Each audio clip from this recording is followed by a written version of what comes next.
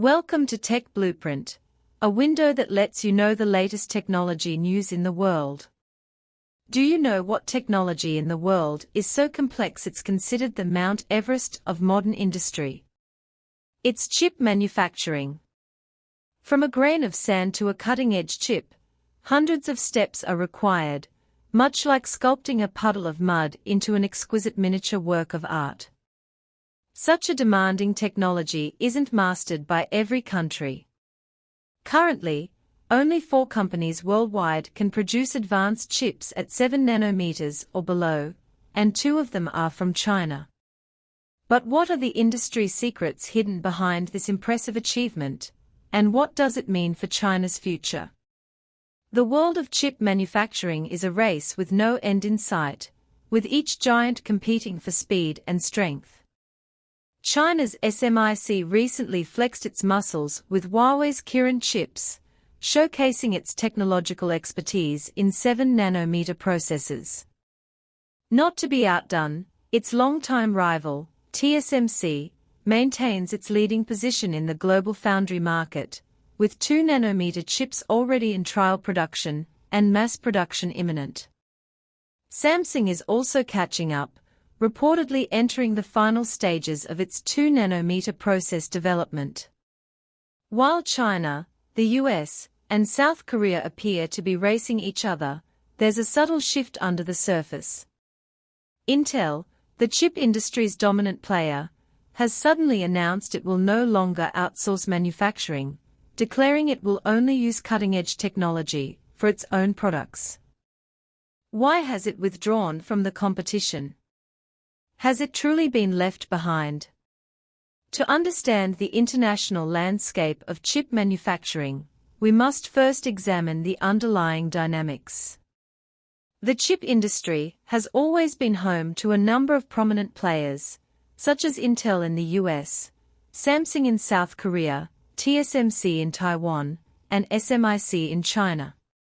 But while they all possess the ability to manufacture chips, each excels in very different areas.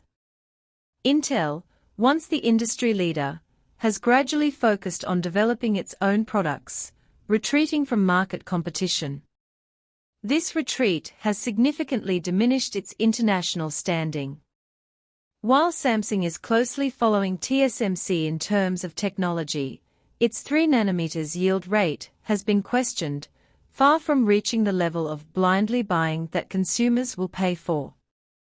TSMC, known as the Foxconn of the chip industry, is seizing the market with stable processors and efficient services. Mainland China has been on a tear in recent years. SMIC and Huawei have collaborated to achieve breakthroughs in the high-end chip sector, gradually moving from following to running side by side, and even taking the lead in certain areas. While the average person may not understand nanotechnology, it's fair to say that each generation of chip technology advances makes your phone and computer faster, more powerful, and more energy efficient. Cutting-edge chips made in China have already begun to change the rules of the game globally. Chip manufacturing may appear to be booming, but in reality, many barriers remain.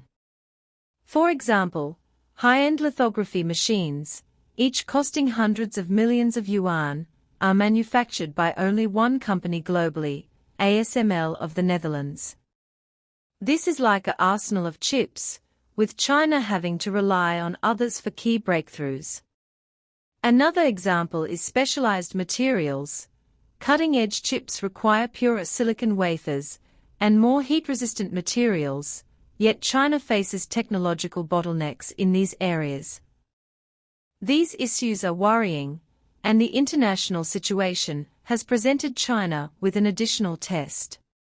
In recent years, the United States has steadily tightened sanctions on China's chip industry, restricting China's access to relevant technology and equipment, attempting to lock down Chinese companies with technical barriers. This seemingly prosperous chip industry is actually fraught with undercurrents. Some even question whether China's chip industry will be hobbled by a lack of critical equipment. If China's chip manufacturing is truly stuck at the high-end stage, how do we explain the launch of Huawei's Kirin chip? Just when people thought 7nm chips were an insurmountable chasm for China, SMIC suddenly demonstrated with its actions that if you can't climb over a wall, build a ladder to climb over it. There's a saying in the chip industry, technology doesn't matter, yield is the key.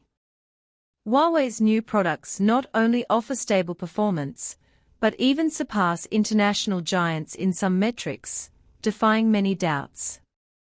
Some are digging into past records.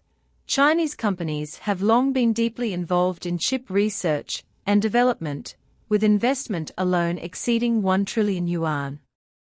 From contract manufacturing to independent design, the Chinese chip industry is gradually turning what others consider impossible into possible.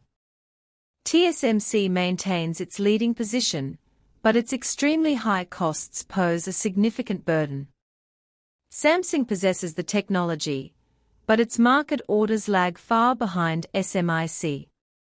A new question emerges: will China surpass Samsung and become the world's second-largest foundry company?